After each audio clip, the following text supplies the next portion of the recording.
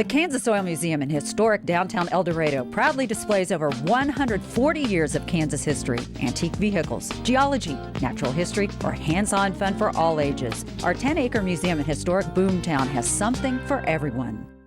The following program is brought to you by TZ Productions, offering 40 years of media experience.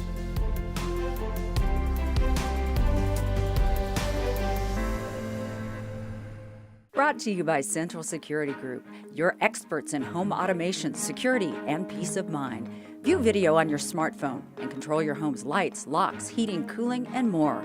Security app compatible with Apple Watch and Amazon Echo. It's time for Positively Kansas. Coming up. Oh, it's a huge deal for this little town. It was huge, huge. And they're still talking about it 40 years later, the time this small Kansas town went Hollywood. Townsfolk are marking the anniversary with a trip down memory lane. Also, this is a surprise to people. They walk in and they're taken back by what they see, and they just can't believe this isn't in New York City or, you know, somewhere like Charleston. It's in Marion, Kansas. That's right. This historic ELGIN hotel rivals some of the best in the world, and it's just down the street from a grain elevator. Shuttered for decades, it's now back in business and more beautiful than ever. We'll take a look. And work hard and be kind. I think to be a team player. This small town girl who made it big shares her secrets of success with the next generation. And wait till you see what's going on at the Kansas Oil Museum. You want to make plans for a visit after you see this. I'm Sierra Scott. Those stories and many more are coming your way. Positively Kansas starts right now.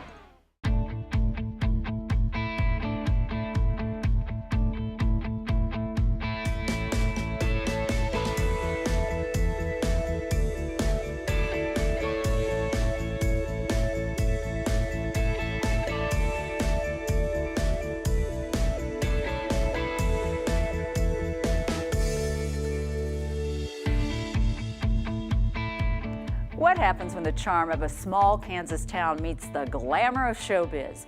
Well, in this case, the answer is you create great memories that last a lifetime. And for the people of Florence, this part of history is as easy to revisit as pushing play. But the story being told here is about more than just a movie being shot in their town. It's about helping tell a story of a remarkable young woman and her mission to bring justice to the Kansas Prairie. Jim Grayway has the story. The town of Florence was ready for its close-up when cameras started rolling in 1977. Oh, it's a huge deal for this little town. It was huge, huge. Hollywood producers picked this little Marion County burg for its old-fashioned downtown buildings and brick streets. The town, just like the actors, was playing something else. Here, Florence is supposed to be Emporia early in the 20th century. That's where famed writer William Allen White lived with his family.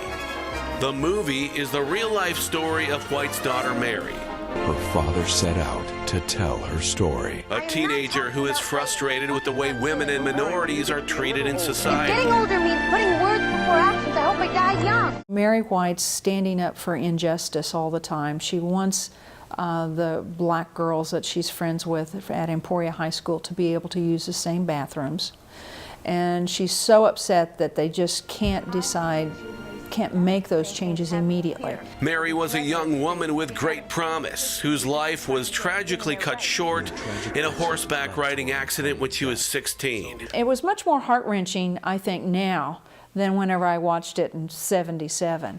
This highly acclaimed film got a lot of attention in 1977, and now it's getting renewed attention in Florence with the arrival of the 40th anniversary. In May of '77, Hollywood crews came in and dressed up the town to look vintage, and then it was time for action. I love history, and to be able to recognize people and places from 40 years ago has just, I don't know, I don't have words for how I felt. But it was a cool, it was just a cool feeling to know that our town was part of this. Most of the locals who played extras are no longer with us, and the town of Florence is a little worse for wear. Some of the buildings are gone, and the old depot has certainly seen better days. I guess we've lost about half of our population since then, and huge numbers of small businesses that no longer exist. But that time 40 years ago when Florence got the star treatment and stole the spotlight lives on in memories and on film, where it'll never completely fade away. The Florence Library Board scheduled a special showing of the movie to mark the anniversary of the filming and to raise money for a new sidewalk. Time has indeed taken its toll on the small Kansas town, but Florence's role in helping tell the story of the heroic Mary White is forever cemented in history thanks to the magic of film. Sierra, back to you. Great stuff, Jim. Thank you. Now to another small Kansas town and its Hollywood connection. Her name is Kathy Grable, and you've probably seen her in a number of TV commercials.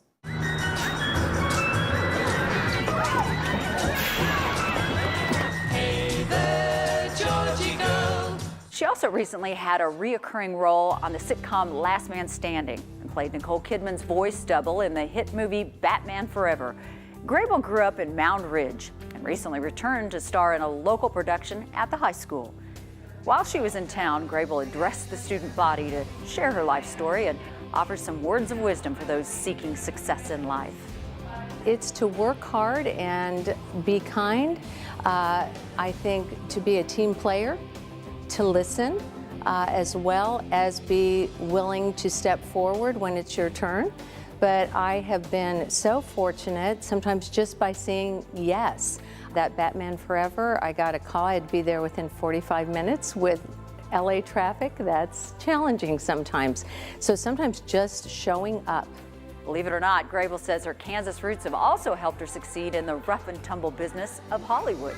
I just am such an advocate of Mound Ridge and Kansas and the Midwest, because when you're in California, it's amazing how many of us are out there, and there is a community spirit, like I said, teamwork. You find people who will, kind of be your family out there, a community, and they still believe in community and hard work, and I think that's a winning combination. Grable is married with 2 teenage daughters. She says her next career goal is to land a starring role in a sitcom, so stay tuned.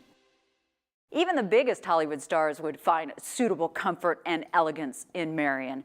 The town's historic hotel is back in business and is vintage Victorian, but with all the creature comforts.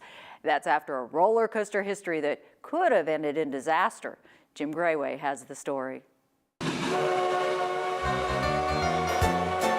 Imagine it's 1886 and you just got off the train or the stagecoach and you need a place to hang your hat.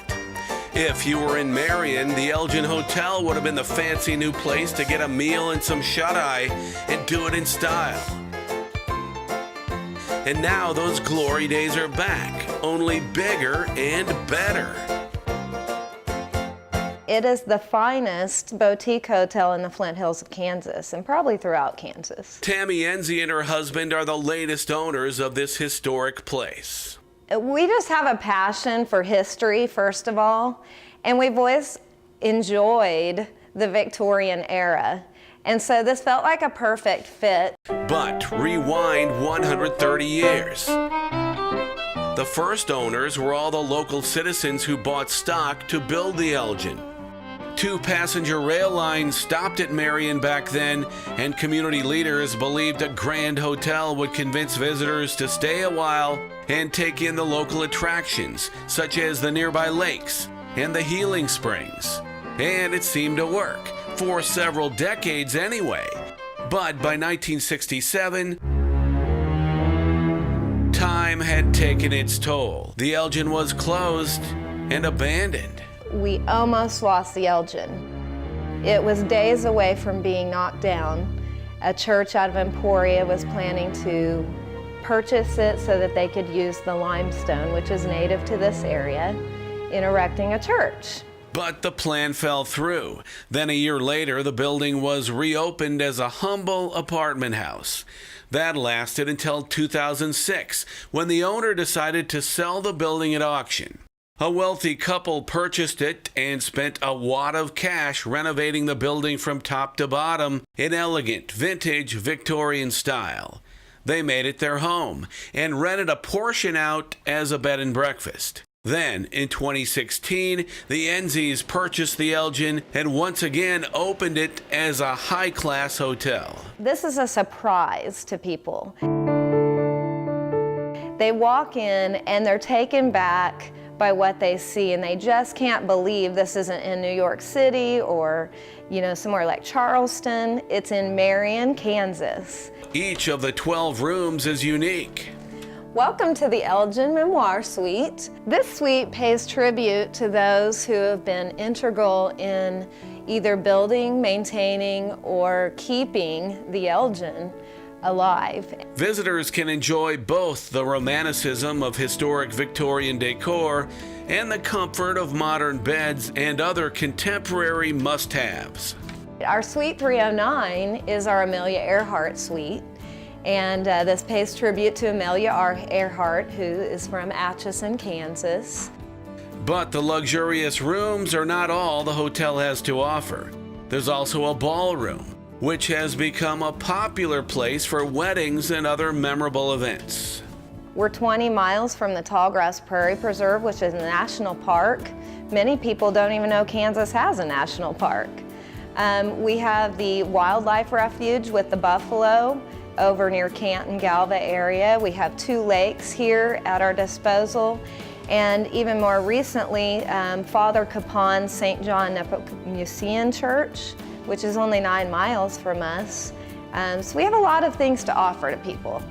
The ELGIN Hotel is a true gem and a rare find in rural Kansas. It's a piece of history that survived, and after more than 130 years, has never looked better.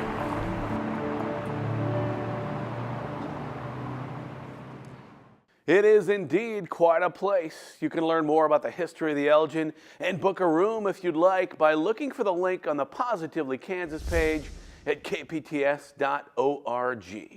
Now back to Sierra. The Kansas Oil Museum in El Dorado tells the history of one of Kansas's big industries of the 20th century. But that's not all. There's also the first log cabin ever built in Butler County being restored as we speak. Enrique Ramirez has the story.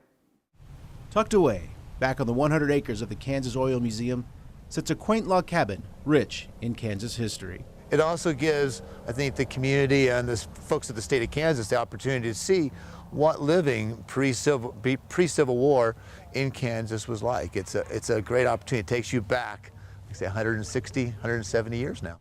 The O'Connor cabin was built in 1857 by a gentleman named Mr. William Hildebrand. He flipped the cabin a year later for $50 to J.D. O'Connor. Welcome to the cabin.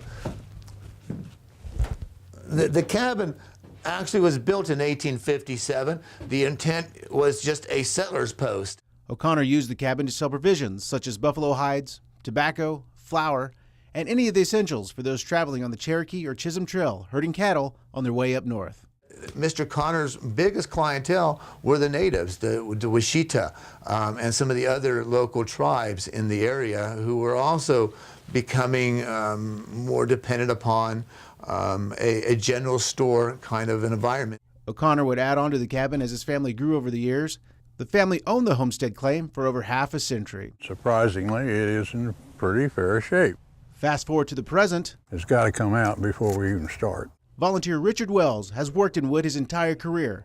Now retired, Richard stays busy helping preserve the past. It needs some tender loving care, which it's over 100 years old, and I don't know. And I went prodding around it, looking at it, and I think it's worth reserving. It really is. It's not that bad. It's the not that bad that puzzles Wells on how this old cabin has survived so many harsh Kansas winters and summers. It's dry down in there, and it has cracked, but it's still a hackberry. Why in the world that hackberry has lasted this long, I don't have a clue. Wells, with a couple of handy helpers, will spend 2 days chipping away and rubbing gallons of boiled linseed oil on these century-old cabin logs, hoping to preserve them for years to come.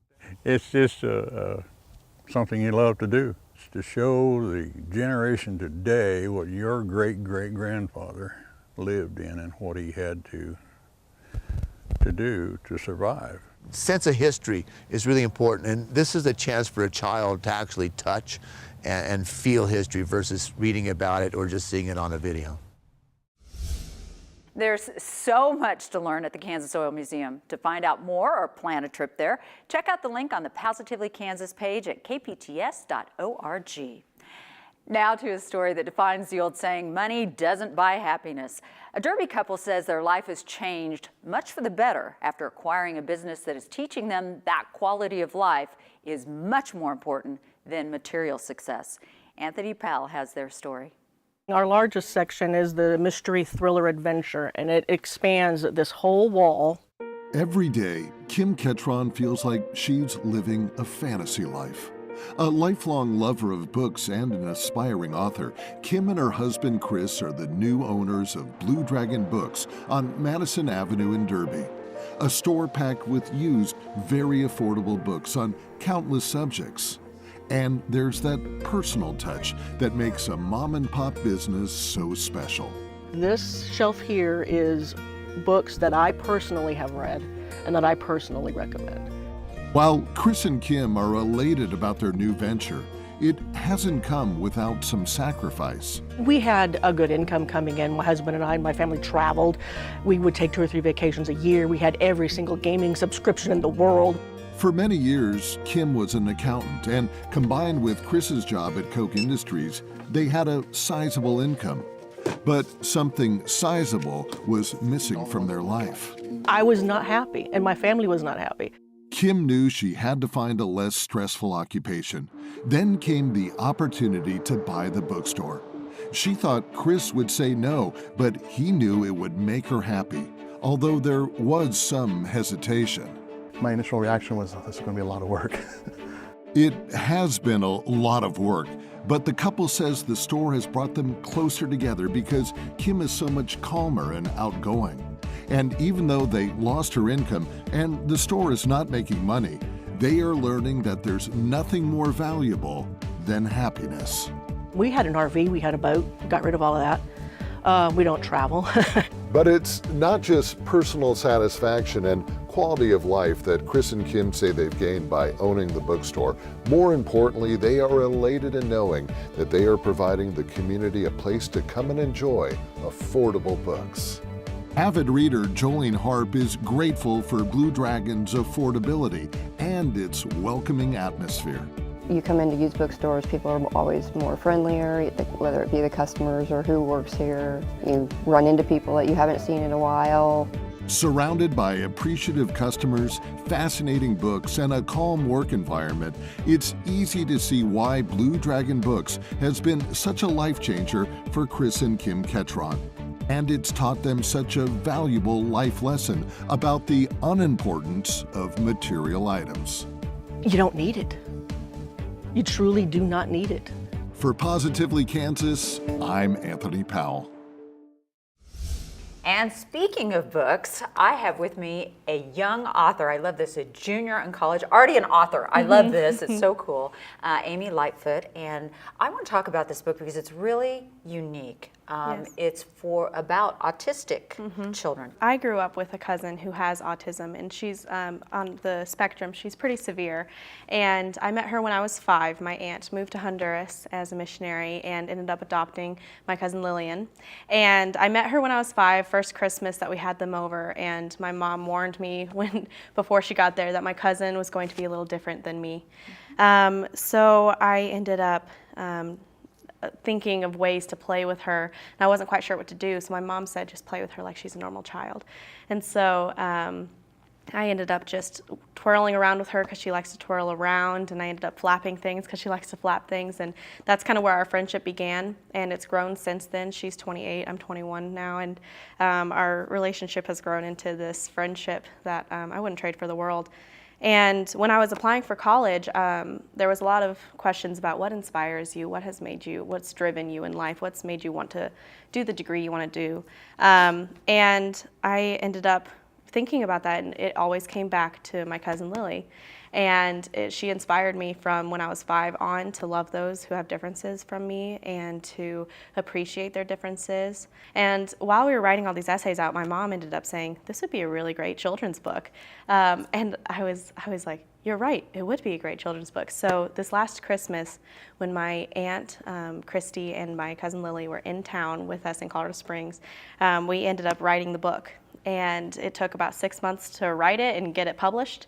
So that's been such an exciting ride. Most authors would be so jealous because it usually doesn't happen that quickly. That's awesome. One of the things that I love about your book are the illustrations. Unbelievable. Talk about who did those. Well, my aunt works with a Bible translations project down in Honduras. She's translating the Bible into Honduran Sign Language with a really great group of people down there. And one of those people, his name is Teofilo Padilla, and he is a deaf man who is a graphic designer. And so while we were writing the words for the book, we were trying to think of how we can illustrate it. Do we want to put real pictures in? And then my aunt said, oh, I know someone who's very talented and who knows Lily and who knows me and would want to work with us. And so he ended up taking real pictures from our childhood, from when we were growing up, and he put them into illustrations in this book. I didn't realize those were from real pictures, yes. but they're really good illustrations. Yes, I he's love it. very talented. Yes, he is. And one of the things I really like about the book, too, it's in more than just English. Yes, it's also in Spanish because, I mean, it makes sense. My cousin is from Honduras, where the main language is Spanish. And so we wanted to be able to reach out to all the demographics that touch her life as well. Do you speak Spanish fluently? I do not, but I'm working on sign language. Are you? Oh, that's really neat. Yes. You know, what are you hoping? Because one of the things you talked about earlier was the fact that you are so inspired by this person and that people with differences we should accept. Is that what you're hoping this book will help people do, or what's the goal of it? One of the main goals we had when writing this book was to not say the word autism in the book, because it is for children. And if you just say autism, no child is going to fully understand what that means. And like my mom did to me when I was 5, she said, just play with her like she's a normal kid. And so the main point of the book is to tell other children to not be afraid of someone who's different than them, just because, you know, Lillian doesn't like to make eye contact, but when she does make eye contact, that's her showing love. Just because she can't talk doesn't mean she's not trying to communicate with you. And so I wanted to give that to other children and say, it's okay that someone's different than you. Just show them love and reach out to them like they're a human being, and you guys will have a great life. So that's kind of the whole purpose of it. I love that. You're light years ahead of me. What's sad is and I know things have changed, but when I was back in school, those children were segregated, they were put in a corner and they'd stare at the wall, and it's amazing now that there's more acceptance, and I appreciate the fact that you're trying to create even more of that. Yes, I'm really very happy about that movement too. So how do we get a hold of this book? This book is available on Amazon and at Barnes & Noble online. And proceeds go to? The proceeds are going to go to Lillian. All the proceeds go to Life in Honduras with her and helping out my aunt, who is a single mom of Lillian. So all the proceeds go to help out my family. And I give kudos to your aunt too, because a lot of people don't want to adopt special needs children, and that's really neat that she was willing to do that. Yes, I mean, they just had an instant connection. My aunt met her in a hospital in Honduras when she was very little, and she was in the burn unit of that hospital. My aunt just fell in love with her instantly, and they've never gone back. I think they just celebrated their 17 years together. Wow. So yes, it's been wonderful, and she's been the hugest blessing to our family. Well, and you've been a blessing to her too, so that's really neat. I hope so. Thank you so much. Thank you. That's all for this week. If you have a question, comment, or a story idea, please send us an email. The address is positivelykansas@kpts.org. That's pretty easy to remember. I'm Sierra Scott. Thanks for watching. We'll see you again soon. Brought to you by Central Security Group, your experts in home automation, security, and peace of mind. View video on your smartphone and control your home's lights, locks, heating, cooling, and more. Security app compatible with Apple Watch and Amazon Echo. The preceding program was brought to you by TZ Productions, offering 40 years of media experience.